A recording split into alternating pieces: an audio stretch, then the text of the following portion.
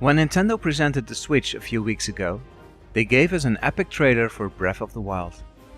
For many people it was so good, they decided not to take in anything new Nintendo feeds us before the game is out. Luckily, the trailer was so full of details that we're still discovering cool things weeks later. You're watching Zelda Pod Smashers.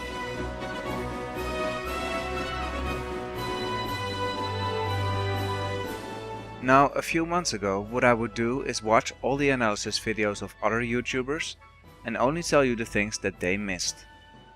I did watch a few this time, right after the Switch event.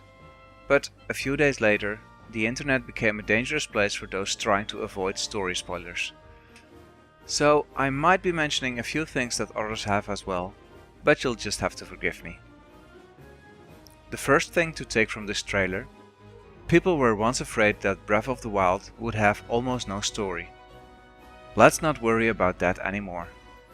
After showing a lot of action and exploration footage earlier, this trailer was probably meant to reassure the story-loving Zelda fans. When Aonuma said he wanted to surpass the cutscenes of Hyrule Warriors, I thought that might not be a realistic goal. But now, oh man, this seems so much better, especially with the voice acting added. In this scene we can see a huge sandstorm here on the left, and we can also see it later in this scene. I imagine this will have effect on the gameplay, and Link might need special gear to go through it without taking damage. It will probably also show up on the weather forecast, I suppose. I hope to talk a bit more about this in a video about the weather effects. This is a bit strange, but this shot of the Master Sword doesn't seem to fit the earlier footage. I tried lining up the two screenshots and it just doesn't fit. The Master Sword was deeper in the pedestal in the earlier trailer. Has it been taken out and put back in to start some sort of restoration process? The blue glow is also new in this shot, so something like that seems likely. I have read some speculation about it, but I don't want to go into it because I'd rather be surprised while playing. In this scene, like others have mentioned, it really looks like these enemies appear out of thin air. I'm thinking that these spawned enemies here might not be the normal ones we've seen before. Have you played Fire Emblem Awakening, for example? There you have the Risen, which are strong zombie versions of regular enemies. They are also shrouded in dark energy. Now, this whole scene is purple, so they might be normal enemies after all. But in Fire Emblem, these enemy spawns made sure that there were always enough enemies to fight in the game. It never became an empty land. Who knows, they might be carrying that idea over to Breath of the Wild. If you were like me and you were wondering what this giant has to do with the steppe, your life has become a bit easier. The Steppe Talus is now renamed Stone Talus. The new name Stone Talus makes more sense to me. And I wonder if there will be variations on it. Ice Talus, Fire Talus, Bone Talus? When riding behind that animal, it looks like you can still shoot your bow. Link is attached to the animal with a rope and some straps, not with an arrow or so. I assume you can also use your sword, but I'm pretty sure you can't use your shield, because, you know, you're standing on it. I wonder if you can steer like this. That does seem logical, even though it's just a rope between you and the animal. I bet it will have some AI like the horses, which are set to follow the roads if you don't steer them. But only an automatic ride doesn't seem to fit the game, so you can probably control where you're going here as well. These Lizalfos are spitting something we hadn't seen before. We already knew about 3 elemental powers: fire, ice and electricity. This doesn't fit any of those. Could it be water or poison? It's nice to see the Lizalfos with all these elemental powers. Okay, about these 2 villages, which look awesome by the way. Remember that Nintendo didn't want to show villages at E3 because they were related to the story and they would spoil some of it? I still don't understand that. They also talked about how the villages work. Well, these villages seem perfectly normal. The only thing I can come up with is that maybe they're not there at the start of the game, and you have to clear areas and let people rebuild these villages, something like that. But that's a lot of speculation. Perhaps the game has normal villages and Nintendo just wasn't ready to show them at E3. In this scene you can hear two different voices. Some people thought it was the same, but it's not. If you can't hear the difference, try it in a few other languages. There are clearly multiple voice actors.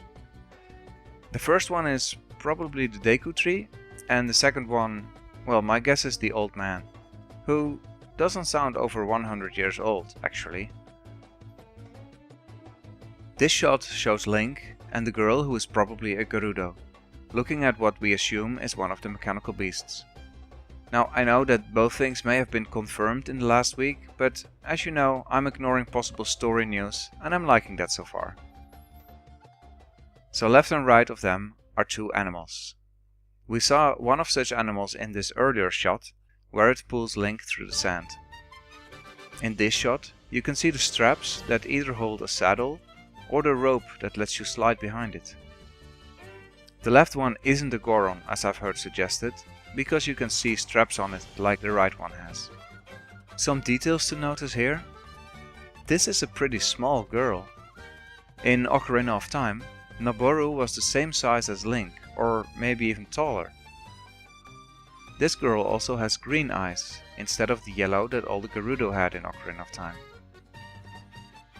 This belt on the girl looks like it may be made of peacock feathers, and that makes you wonder if peacocks will be in the game. She's holding an object that she's also holding in this other scene. Are both shots from the same cutscene? Or does she carry this around all the time? If so, then it might be an important item. Now, this probably doesn't mean anything, but I want to mention it anyway. This curly pattern here reminds me of that in this earlier trailer, on a dress that Zelda was wearing. It's probably not the same item, but I thought I'd mention it anyway. So the last thing worth mentioning for this scene, the nice visual effect for the heat, best visible here on the left. The Zora in this game have a new design.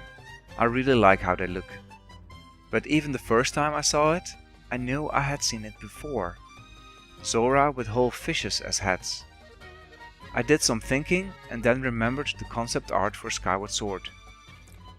Before they decided on the Parella, they had these Zora with the same head concept. And let's be honest, in Breath of the Wild it looks a lot better than in those early sketches. This is probably inside a corrupted mechanical beast.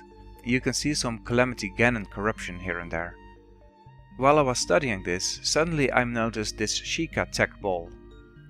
Is that the same thing that the Hinox was wearing around its neck? Interesting. I wonder what it can mean. A few months ago I already speculated that we will collect Sheikah parts and possibly build something with it. This scene is super short, but Zelda is in it, behind Link. It's easy to miss, so I thought I'd point it out. And then, again story related, these bracelets of Zelda have pretty much the same design as in Skyward Sword.